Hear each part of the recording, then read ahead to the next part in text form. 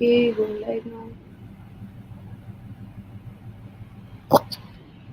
Right. So welcome everyone. Thank you so much for joining in on our panel for our community sustainability ACERs. I'm Shivranjani. I'm a community manager here at BASE, and my job is primarily connecting inspiring women and male allies in various niches to have important conversations, about the field that they are experts in.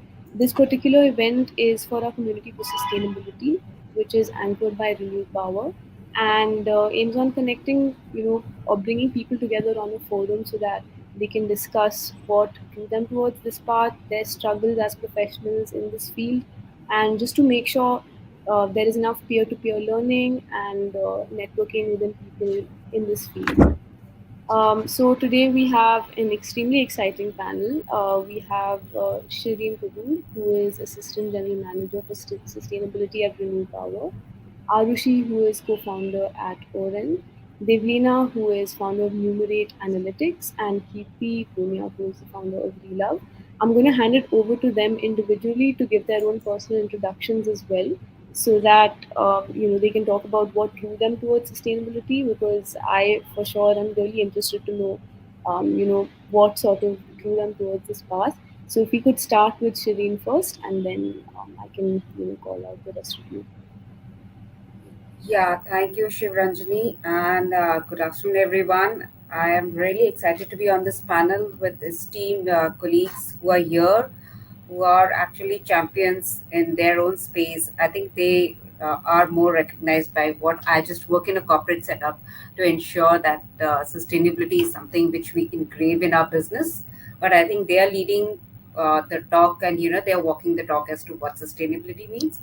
Just to give you an introduction, I work for ReNew Power Private Limited, which is India's one of India's largest independent power producer companies. We have a total capacity of nearly 13 gigawatts, both operational and under committed. We are spread across 18 states in India, and we produce clean energy. And my role here is to actually help the company to imbibe what sustainability means and walk the talk, and that's all what I do here. I think I can go hand it over to Arushi to tell us more about herself. Yes, thank you so much, Shireen, and thank you so much, team, for giving me and actually all of us this opportunity to be here. So, I am one of the co-founders of Oren. Oren is an ESG or sustainability data management company. ESG stands for environment, social, and governance. I think people from ESG have a very bad habit of using a lot of acronyms. I think Shirin would, resonate with that. So sustainability, data management, and consulting. We work with public companies, private companies, and even investors to help them through their ESG or sustainability integration.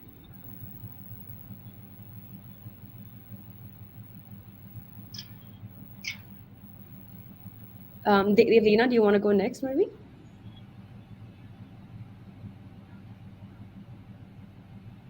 Thank you for the opportunity again. Shivaranjani, it's good to speak to you again, and I'm happy to see known faces here. So, and basically on the application side of things, when it comes to sustainability, we work with communities, we work with coastal communities, and everybody knows coastal resilience is a very understudied but very difficult topic and very difficult thing to address. So we work with fisheries and fishing community, fisherwomen, fishermen, and we provide them both market linkages, advisories, and finance to improve the sustainability of their ecosystems, and also the sustainable traceable marine ecosystem on the large. So yeah, and I'm hoping to learn more from all of you as we be part of this panel. Thank you for having me. Thank you so much, Devlina. I think we're just left with Kirti. Hi, hi everyone. Very excited to speak on the panel and also meet the very amazing co-panelists here. I've been working in sustainability for the last 6 to 7 years. Sorry, there's some digging going on right next to me. I've worked specifically in sustainable fashion. Earlier, solving the more social problem of artisans earning wages and livelihood with Okai, and now I focus more on the environmental problem by actually having a circular tech company that helps fashion brands deploy a resell button on their own websites so that customers who purchased a dress that they are no longer wearing can go back to the brand website that they bought it from and resell it through the same website. So that's what we do. We enable a circular model for fashion brands. We help them liquidate their damaged inventory, organize take back programs to help them be circular while actually acquiring new customers and more sales. Thank you. Perfect. Thank you so much for those introductions. So, just for the audience, once again, the agenda for this session is the rising wave of green jobs. And I thought it would be interesting that we had a younger moderator for this panel, simply because, at at a stage where people in my generation are more conscious and more aware of the green impact their jobs have, and sustainability is something that is close to our hearts. You can treat me as a guinea pig and convince me that the future of a green economy and the emergence of green jobs is a reality that's not too far away. So I have a few interesting questions lined up for you, just to know more about your journey with sustainability, and what the future has in store for people like us who do want to do something for the environment. According to the International Labour Organization, India moving to a green economy by the next decade would create about 3 million jobs, and that's a huge number. So, just to set the agenda straight, for the people who don't know what green jobs are exactly, Shireen, if I could come to you and just ask you, what are these green jobs and why are they rising? So, what are these green jobs is something, what ILO says is that these green jobs are something which equip a person to actually help the companies or the community around them to mitigate the challenges of climate change. Now, that's a very bookish definition in my view. For me, a green job is actually any person, be it from a technical background or you're from a social background or you are an entrepreneur. As long as you are aware of how your product or your services is helping to mitigate the challenges of climate change, or addressing one of the challenges of climate change, that can be a green job. As long as you are cognizant of your environment, you are cognizant of the impact your services are creating and how it's impacting the local environment and the people, that can be termed as a green job. But yes, we do have some standard definitions around that. ILO, like you mentioned about ILO. So what ILO says that it's something where a person is equipped with skills and mindset to address these challenges. But I think it's more from my personal view, it's more of the aptitude you as an individual have. It is irrespective whether you're a technical or a non-technical person. For me, that's the definition of green job. Absolutely. I think what you brought about, I mean, the difference you brought about, of certain green jobs being technical and certain being non technical, I think that really opens up the space to someone who, say, has not studied science and, still wants to do something for the environment and thinks that their options are limited. But I want to come to Arushi now and really ask you about why do you think these green jobs are rising? And I want to ask you in particular because you work with various clients in ESG. So there is obviously a demand and a shift for organizations to have a cleaner and greener impact on the world. So how how fast do you think these green jobs will rise, and why do you think there is this demand all of a sudden? Yeah, I think so. There are multiple reasons why the demand is rising, right? And I also put down some numbers on how much of that demand has risen so far. So, firstly, we have we have companies that are sustainable by birth, and Renew Power is a great example, right? That kind of are kind of created with the agenda of providing sustainable solution to the world, right? But a lot of customers that we work with today were not created in that fashion, right? They have we also work with oil and gas companies, right? And they had a very different purpose for their founding, for their creation, and they also, and including all the other organizations in across retail, finance, CPG, etc., are also looking at inculcating sustainability in their very core vision, right? A lot of companies that we work with are now thinking about how can they kind of sustainably grow. Yes, growth is important, but doing it sustainably is also very, very important. In addition to that, right, there is I wouldn't say pressure, but there is kind of a pull from all directions, right? There is regulatory pull from from one direction. Beyond that, even employees, and especially millennials, Gen Z, they really want to work with, they aspire to work with organizations that talk about their sustainability, that are proud to be sustainable, right? Beyond that, even consumers and customers, and I think Kirti would be a great person to kind of also give us some insight that even consumers really want to be part of this entire ecosystem, right? And that's why lots of these jobs are rising. I was earlier I was reading this LinkedIn report, right? And in if you look at the data there, I think over the last 5 years, you have these tags, right? Like the job tags, renewable and environment jobs, and this is US data, has risen by 237%, and oil and gas jobs has increased only by like 19%, right? That's like a massive switch. I mean, yes, you can add to it that I think oil and gas folks would maybe not use LinkedIn as much, right?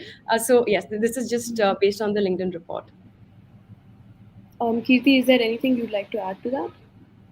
I think the definition has been very well drafted, but I'd like to add that green jobs are like any other jobs, but with a little bit of a soul, right? And I think that a lot of young people actually come with so much passion for doing something right, but often miss out on the fact that you need as much talent, skill, and professionalism to execute a green job than to actually do a normal job, right?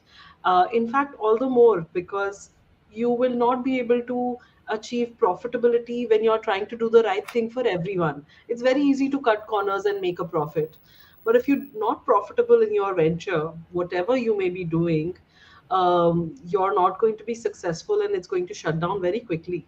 So it's I've seen that, while there is a huge focus on doing the right thing and having a green job, I think a lot of the applicants are not coming from a place of talent and self learning and improvement on professionalism, but coming from a place of I love this, I have the passion for this, and I'll do anything, and I want to join this company. Right.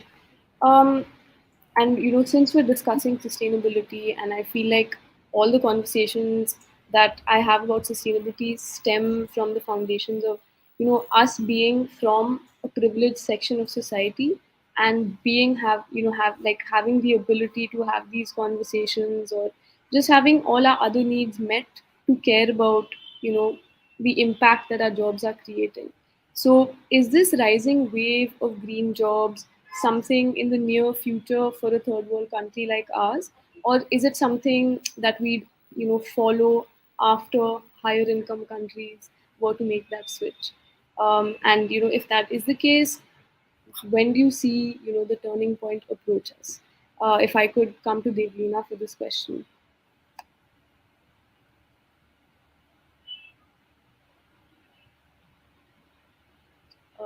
Okay, so Devlina is actually on site. She's working on a project, with fishermen in Ratnagiri.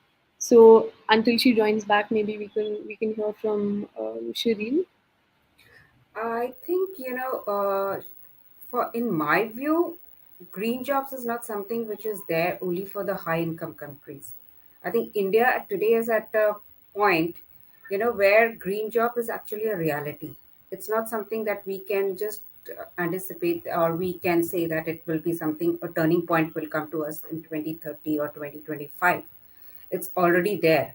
It's knocking at our door, because since have you seen that how India is aggressively in the space of climate change and recommitting to becoming net zero by 2070.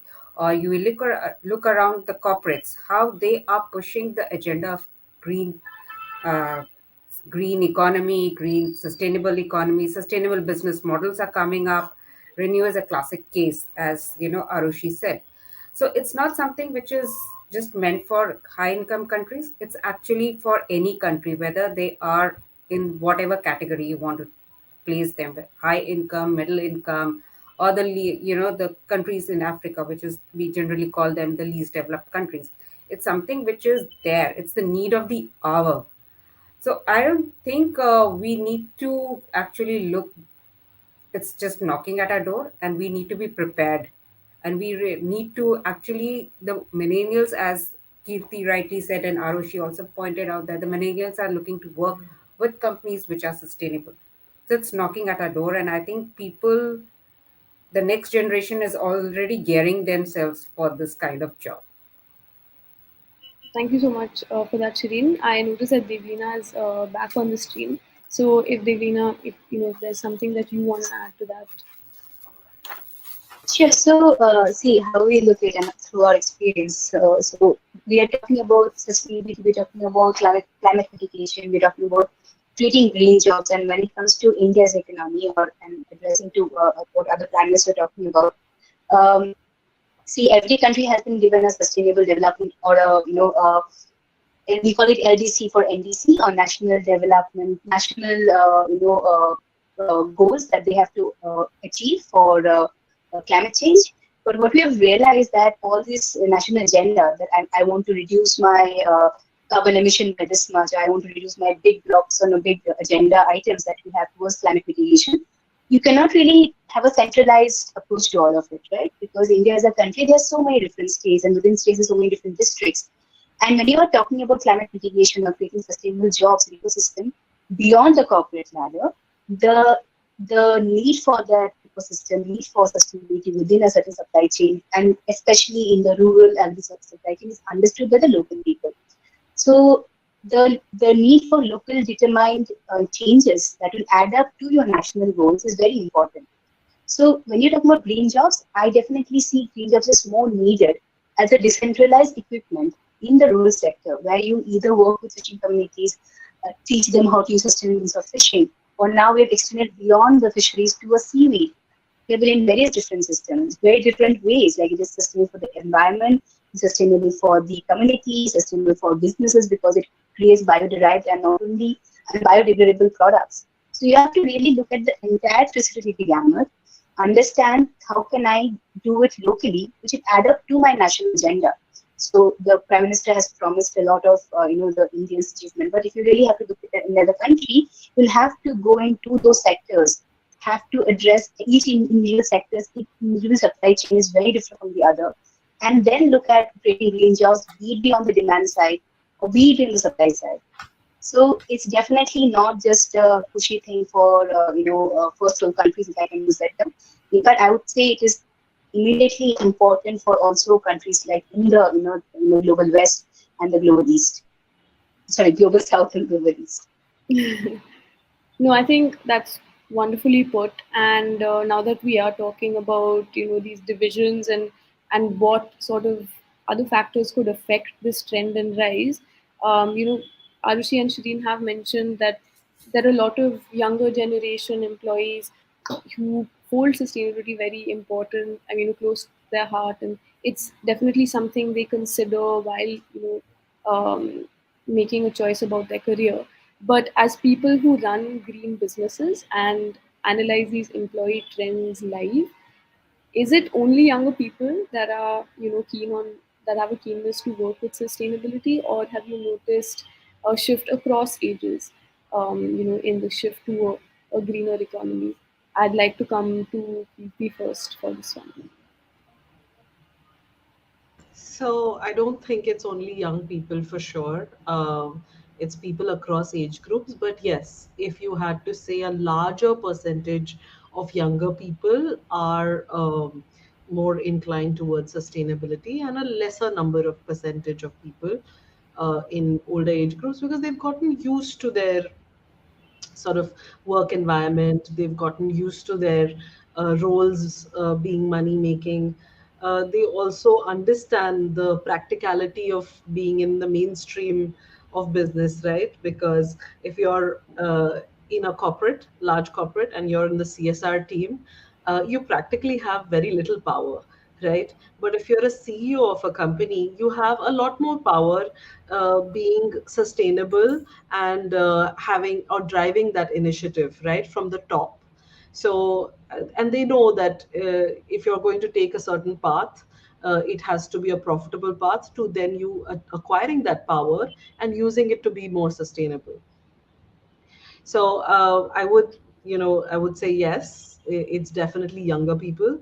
One reason for this would be that if you see now, eight standard books in Maharashtra government schools have environmental science as a subject, right? Which probably earlier generations did not have. So when kids are growing up, they're growing up with this acceptance for climate change, which a lot of people did not. And they've kind of accepted it. Like older people have accepted the fact that this is the way the world works, and you know, I'm not responsible for fixing this problem. Yeah, I think that's yeah, wonderfully put again. Arushi, if there's anything you want to add to this as well. Yeah, I 100% agree with Kirti. There's also a lot more knowledge and awareness around these things, right? I think you just like thanks to the internet, you just constantly can read the news and what's happening around the world. So like sitting wherever I am, I know what's happening in Germany, in Sri Lanka, in Rajasthan. I just know everything. I have it on my fingertips, right? So just it's very easy to get access to some of these things and even go deeper into why it's happening, right? And I think just the younger we are, the more curious we are. So yeah, that just tends to happen, that okay, why is this happening, since when is it happening, who's the cause for this. So I think that's also a further reason for that. No, of course. And I think another sort of question that I want to make sure that I get your inputs on is the fact that all of you come from different walks of life. For example, Shireen works with energy, Arushi, you work with ESG, Rivina primarily works with data, Kirti works with fashion. There are so many avenues that one can approach green jobs with, and I think a large part of the audience wants to know, or the younger ones, who actually want to get a green job and want to walk back from this session inspired and motivated and with valuable inputs. What are the green jobs that you hold, and what technical and non-technical jobs can people consider if they want to have a green career? And I'd like to come one by one to all of you and just have you talk about the green jobs in the sectors that you are working in and the skills that would be required to sort of uh, move into that field. If I could start with Shireen. Yes. So, for a person who wants to join the corporate world and is looking for a green job, there are two skill sets they require. One is, a typical social skill set, that is people coordination and working in a team. Because see, none of these jobs can be done in silo. You need to have the ability to work with team. You need to manage teams. You know, so that is something. Other part is to have a technical background. Yes, technical background always helps, but your most important is that your ability to learn and de-learn, because as you move up the ladder there are few things you will de-learn and you will gain new knowledge. So it's a job where you're constantly learning and evolving yourself as a professional and as a human being. So you need to, I think, for a person who is looking for a green job or wants to pursue his or her career, should have the basic ability to always be on that learning curve, never stop learning, and never say that I have come with a technical background or I have a management background and I know everything. No, it's a fast evolving world. It's a changing scenario. The scenario changes every day. So you need to have that ability in you to actually reinvent yourself, learn, and then move up the ladder. That's very important. But apart from that, yes, your technical skill and your social skills contribute to that. So for me, and a piece of suggestion is never stop learning. Right. If we could come to Devlina next. Well, it's interesting that you asked that question because, just to give you a context, I am in fact in a fisheries cooperative. We are kind of training the local youth on how to be sustainable. So how do you really, and I'll tell you what we do here and how do you really explain them the subject. To be honest, not that they don't know, the fact that all of us have understanding of what is harmful and what is not harmful, what is harmful to the environment, what is harmful to the surrounding human living conditions. But how does it impact and how their smallest contribution can make the biggest impact is something that we teach them. So we typically divide sustainability when we talk. We talk about social sustainability, economic sustainability, human sustainability, and environment sustainability. Since you add tech, my tech team back in the office also looks at tech sustainability. That means you're not using too much expensive resources to do things. So you can use many small CPUs rather than using a very high funda big CPUs because again you're eating into some kind of energy consumption, right? So that way what green jobs like any other jobs need all kinds of involvement as our fellow panelists were putting was be trainable into new kind of skill sets, be open into the impact that your job will create in the various ways. So we basically ask them to create a grid saying that is it affecting or is it impacting negatively or positively? Keep that account. Data measurement is very important. So these are a different lens. It's almost a similar kind of a job. You might be monitoring your supply chain of agriculture goods like any other procurement officer previously, but now you're having metrics in place to monitor the effect that has on your social, on your human sustainability, economic, environmental, and technical. So that's all. That's just having a very keen observation and being able to monitor all that you do. I believe that's more or less a definition that we bring to the platter. Right. No, I think those are very interesting inputs. If I could come to Kirti next. So, like I said, I believe that if the organization's mission is sustainable, or if your motive or project is planning to impact, a certain community or the environment, uh, green jobs would be like any other jobs, right? Mm. I think there are some jobs which are specifically green jobs. So, for example, in our case, we would measure the carbon footprint of resale, right? So the report would say that every resold item would eliminate, say, 5 kgs of CO2. Now, to do research on that would be a very specific green job which talks about carbon emissions, and you go deeper into carbon footprint calculations. You look at movement of the parcel from one city to another city, and you look at how many garments are you eliminating by doing resale, right? And right from planting the seed to making the yarn, fabric, garment, you're eliminating that entire process, and you'll get in depth into calculating that. And I would say that's a specialized green job, right? Where you are understanding how to do that very new thing that right now not many people in the industry know. And the second job is like what I'm doing, right? I'm doing probably relationship management with fashion brands. I'm reaching out to them and I'm making them circular, and I'm not doing anything sustainable in a daily basis, right? Or say my tech co-founder who's always sitting in front of a black and white screen and building technology, and we are ending up doing something that is sustainable at the end of it, right? Which our aim is sustainable. But we would have gone to engineering colleges where we've learned business and engineering, and we have never learned what sustainable jobs are, and we're just doing things because the end output will be sustainable. So I'd say these are two types of categories, and I would say it's more difficult to find a job in the specific category of carbon footprint calculation, or like I did a project where I calculated the impact of planting a forest. Now many organizations would not be able to afford hiring a consultant to calculate what is the CO2 emission, and I did a financial calculation of actually if I plant a tree versus if I buy an oxygen cylinder. right now. uh, that's not the kind of job that is easily affordable by a company. I would say that taking the normal route of a business consultant who's trying to do the right thing is easier when it comes to having a lucrative job, at least, right? So I would say these are directions in which people take. Non-profit versus for-profit is another decision to make, Mm.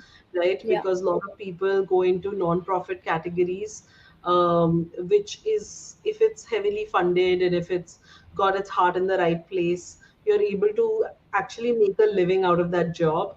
But just in case it's not, then it can be a passion project for a long time. You're struggling with quality, you're struggling with output of the company, uh, and it ends up becoming a problem. Whereas a for profit generates its own revenues and is able to afford higher quality individuals. Absolutely. I think. I feel that, when we're talking about green job, I think it's when I say ability to learn. See, if I say I come from a social sector background, totally working in that. And today I'm working with a sustainability team. There are a lot of new learnings which I'm learning, and new, like Kirti said, doing calculations. Now, these were some things which I never learned when I was starting my career. But today I am, with help of colleagues or with technology which is available, the internet, you can pick up these skills or you can pick up this knowledge. So what green jobs, there is no specified job which can be called green jobs. An MBA student coming out from a management institute working for say for Kirti or Aruchi, any or our companies, if he or she has the ability or the zeal to work in that space, can create that, turn that job into a green job. So the market is never going to come that this is a green job and you should work here. It's actually the ability of the individual to create, turn that job into a green job. That's what I feel. And all of us are actually doing something which is actually working in a green space, irrespective of the sector or the fashion line or, data. Even today, data can be green. Data is the mine. So, data can also be green, but it's only how we place it and how we use it is something which is important for today's generation to see. Just to Absolutely. add a little bit more to that, I think I completely see your point. And what happens is that the expectation is not set in the candidate's mind, right? They come thinking, I will do on a daily basis something that will change the world, Mhm. right? And Yeah. something that will make me feel very good. But on a daily basis, we are sitting on Excel sheets, Yeah. right? We are not doing anything green on a daily basis, right? And some candidates end up thinking that, oh my God, this is data entry, right? Mhm. Or, oh my God, this is customer calling.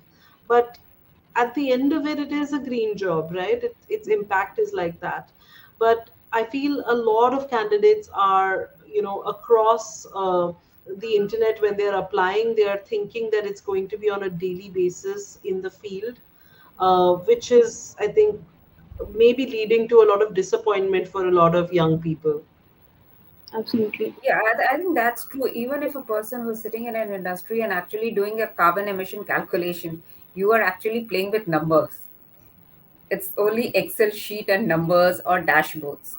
So Mhm. now, if you're thinking that that's not a green job, then it's actually the perception. Because end of the day, what comes out is that's what matters today. So you're just Right. dealing with Excel sheets, PPTs, making presentation, but actually you are contributing to a larger cause, and that's what people need to see today. Right.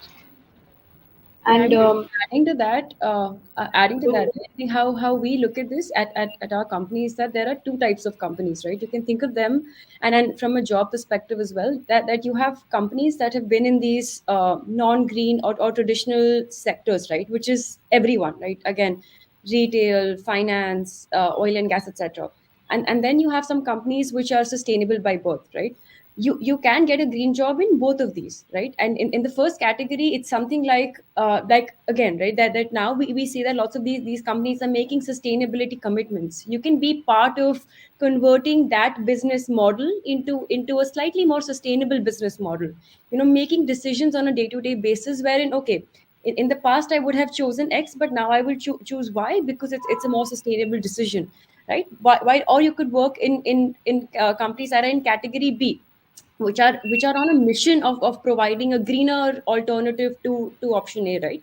And that, there again, even that is a green job, so it could be both.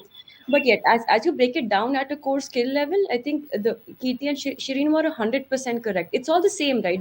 There's finance involved in this, there's marketing involved in this, there's sales involved in this. And yes, while your mission is again towards sustainability, or just building a more sustainable business model, but at the core of it, it's just the same jobs that other people hold. Yeah. Right, absolutely. So my follow up to that is, because what I've understood from this conversation is it's more about the outcome than what you're doing on a daily basis that is green. So thank you for busting that image. Where can someone start if they really want to approach their career with a green perspective? And I mean, if anyone can take this up, Shireen, if we can like start with you, and then we can go around the table. Where can anybody start? Like we said, we're having this conversation. You can start anywhere, whatever sector, whatever stream you are interested, whether you're in HR, you're in sales, or you're in shop floor, you can start anywhere. There's no specific pointer that, your green job or your green journey is going to start from here. Even if you're in HR, green doesn't mean that, everything has to be green in color. It's how you enable people within that organization to think about sustainability, or to think about how what is the impact of the job they are creating. That's a very important role an HR professional can play. Or if you are in sales, you are actually how you're selling your product. What is the impact of that product? If you have the understanding and you're able to sell that to a consumer, that also makes a big turning point. So there is no particular starting point. Yes, if you are joining the sustainability team of the company, then yes, you are a niche above, because you're all that team is already working on how the company is looking into the sustainability element. But again, you will be working across these functions. Only you're working with HR, you'll be working with finance, you'll be working with legal. That's your role starts at how you are going to orient your internal customers as to the job that you're doing is actually a green job. So, irrespective where you enter and what function you enter, you can create, again, I stand by that, what I said earlier. You can create it as a green job. You can give it that green color. The starting point, and I don't, today people are, they pass out from the college and they enter the professional field. That's the beginning of the journey. And as you move up, you just keep on adding knowledge and skills to that, and then you take it further. So that's my take of where you want to enter and when you want to enter. It can also be a person, can I started working in the sustainability space after I think completing 15 years of my professional journey. But Mm. that did not stop me. I can start whenever I want to start. It's just the inclination I had. Absolutely. Kirti and Arushi, do you have anything to add to that? Yes, I think just a very funny story, not very funny, but yes, I think something very interesting is that my co-founder and I, we come from a very different background. Like while I both of us are obviously engineers because India, right? So we grew up studying engineering. I did computer science engineering, and he very interestingly is a petroleum engineer, right? And he is now co-founding a sustainability company, right? So I think my journey kind of stems from passion for him, right? I think he started as a petroleum engineer. He's worked with the gas pipeline company, and then he just saw the transition, right? He saw how negative what kind of negative impact these companies are having. And after that he wanted to kind of switch out of this, and he wanted to figure out what can I do, right? Because he thought that, okay, my skill set is not applicable anywhere else, right? Hey, okay, I am a petroleum engineer, that's all I know how to do, right? So he went and got an MBA, learned about business, and then I think from there on, we started this company together. So I think yes, no matter where you are, you will not believe it, but like a green job is just at an arm's length, and sometimes you already have it, right? Some customers that we work with today, we like the person who reached out to us for help was not someone from the sustainability team. right? And today most companies don't even have a sustainability team. And on all honesty, right, sometimes we have someone from, say, the finance department or the HR department who's like, hey, I really want to run this project in my company, can you help me? Right, they're like, hey, I don't know what to do, right, but I know that there's a lot of potential here, can you help me quantify our data today so that we can then chart out a plan to be one of the most sustainable companies in my sector, in my industry, right? So it really can come from absolutely anywhere. No, perfect. So the sense I'm getting is a green job is what you make of it.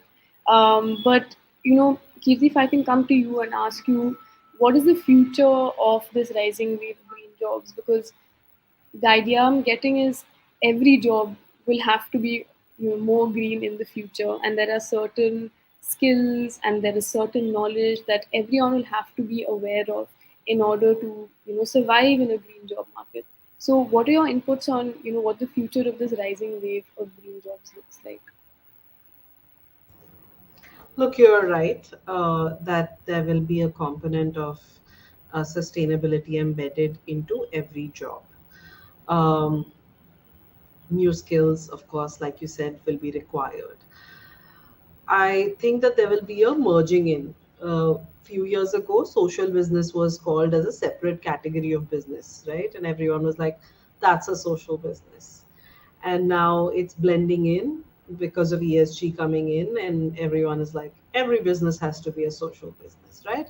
So I think that there will be a merging. The word green jobs will die because every job will have to be. Um, and I think that that's really the future. It definitely will be like that. I think someone asked a question. You asked a question on how to find these jobs, etc. I was like, join any job and make it Make sustainable, it green. right? Yeah. Uh, I would, and why, like, I hate it when people actually do armchair activism, attack companies sitting on social media. I was like, why don't you go work for this company and actually make some change? Do you have the capability to do that? That's why I'm so against calling out any company in public, because you don't understand that every person working there is also a human being and understands that there needs to be a right direction, just doesn't know what to do, right? And that's why the approach of relove has always been, here's a technology for you to do the right thing, and it's going to make you money, right? And why can't you still do the right thing? I think it's been so easy for me to onboard brands because it makes them money, it helps them grow, it helps them get profits on something that they made last year, it helps them liquidate their inventory and adds revenue to them. But the approach of human beings applying for these jobs has to change. It has to change from the outlook of, hey, you tell me what to do, why aren't you doing it, to here's what the solution is, this is what you should do, and I'll help you do it. And I think that's really, really, really critical. It has to be a more hardworking job, because the profits that you were making on the account of somebody, right, or the environment, that you're not going to have anymore, right? So you got to work harder. Humans will have to compensate by working harder for the environment. So I guess somewhere in the green jobs, I've seen people feel that these are going to be chill jobs, right? There is an outlook of that, but actually these are going to be more gruesome jobs, because where you are going to give back to the planet, you will have to give from your own hard work. No, I I think those think are from a excellent corporate inputs. world, green jobs would mean, I think I agree with Kirti. If you're working in a corporate world, green jobs are more demanding because you are actually trying to justify the work the company is doing is actually green. So it becomes a very important part, and that's where you need to put in more energy and put in more effort. So it's something which goes hand in hand with every job that we take up. So you Absolutely. keep justifying every product that we sell out as green. You would sell that what we are doing service provide is green. So it requires commitment. It requires understanding of what you are doing and making that convincing power to convince the person on the other side that's a green. That's, I think, a role of a green professional today. No, right. I think excellent inputs from both, and thank you, Kirti, for challenging the green job aesthetic that might be in a lot of our minds, and also saying that you have to stop thinking of them as green jobs, and learn to make every job green. As we come towards the end of our conversation, since we work towards workplace diversity, um, and diversity is such a foundational concept for sustainability. What are your thoughts on how we can ensure that these green jobs have enough representation? And what is your advice to women across all ages who are considering jobs like these, or to make their jobs green? If I could come to Arushi first. Yeah.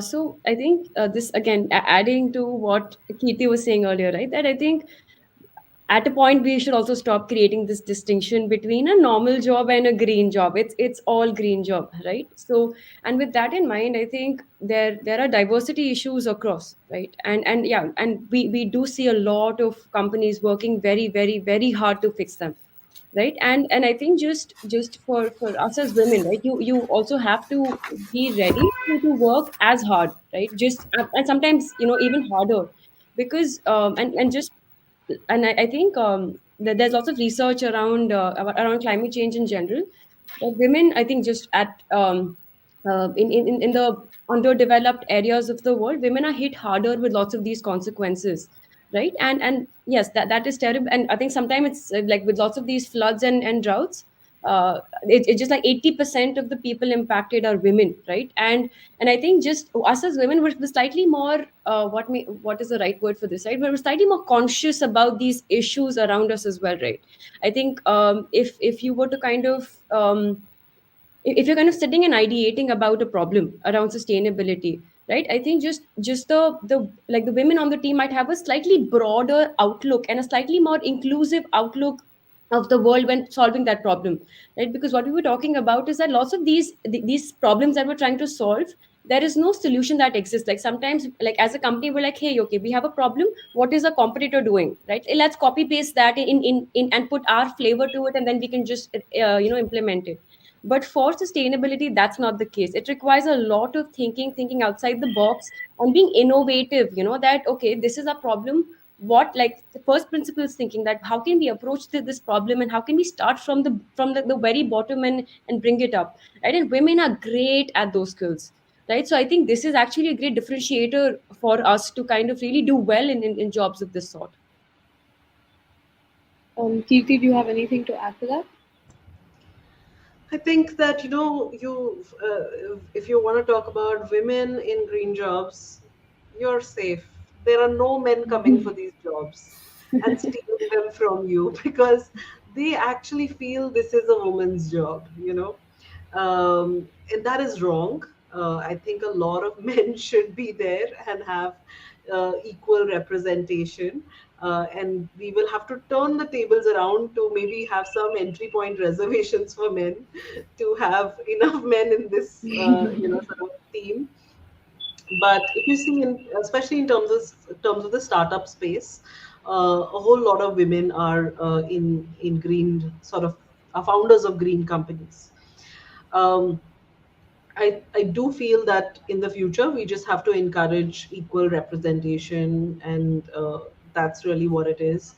It's not about representation of women. I think there are enough. But I feel that from a corporate perspective, people are talking about women diversity, but while we can get a lot of women, I know there are a lot of young females who are interested in green jobs, but the mindset changes. Or, it's factory setting and we will not go and work. So I think it requires a mindset from at both levels. Women also need to come out of the shell that we cannot do this job or this is a typical male job. No, a woman also needs to understand her ability to deliver on a certain parameter which is equivalent to a male's job, and let's stop doing this differentiation that this is a male job or this is a job for the female. It's actually, if you create an equal opportunity, both the genders can, or even the other genders can deliver on that. So my thing is, when you're talking about diversity, let's not look at just only male female diversity. Let's look at the broader spectrum of diversity. You have people from the third gender. Generally, people in India are not talking about them because that's like a taboo. You don't want to talk about them, or you don't want to talk about people who have disabled, but you are giving them a special preference. Let's bring them all on a common platform and see how they deliver. Then it's a question of their capability. And when you're talking about diversity, let's also, if you're just talking about the gender diversity, then also look at what the males bring on board.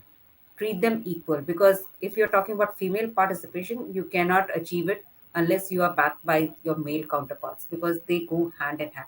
So this debate which happens in the corporate world on diversity and inclusion needs to have both the genders, have an open mind and an open debate, because typically now we are only talking about male female gender categorization. We are not going beyond that.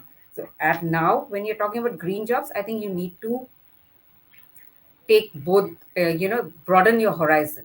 And that's when you can actually make it a more inclusive and a diverse workplace. I think that's what is needed today. Absolutely. So I think those were razor sharp inputs from all the speakers, and I do understand that you work very packed schedules, and you have other things to tend to. We just have like two questions from the audience, and I one is particularly about sustainable fashion, so I'll address that one to Kirti. But the first one, maybe I can address it to Arushi. I do understand that you have to drop off for another call, but just something quick for the audience is one of the buzzwords we keep hearing is just transaction. What does it really entail? I will need some more context on that, right? I think just transaction could mean a lot of things, right? So I would need more. I think Sadia put that question out. Could you just provide me some more context on where you heard that? Right. Unless So anyone till else on the panel really understands the context yeah. and can maybe, yeah. So Yeah, even I didn't understand that.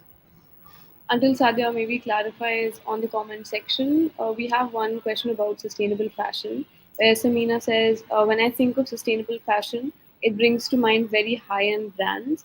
How can we follow sustainability on a smaller budget? By not shopping. Don't buy.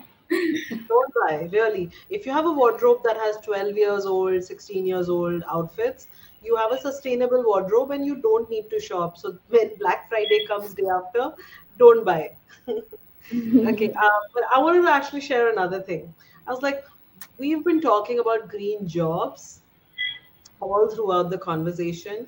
I think we need to change the word around to green talent, right? Hmm. Because green jobs makes it the company's responsibility to create that job, right?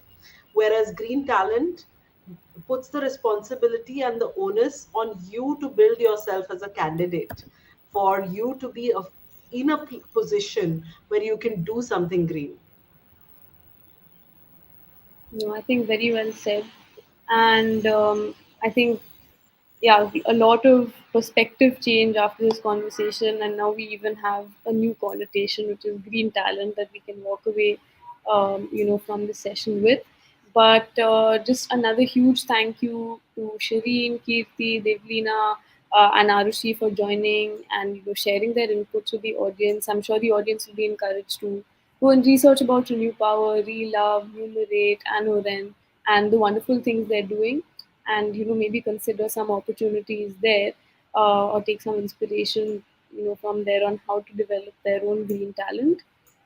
So yeah, a huge thank you to all of you. We'll be following up with an email for with a link to join our community, for which we'll be hosting many such sessions like these, some online, some offline. So looking forward to connecting with you over there, and have a great rest of the evening and weekend. Thank you so much.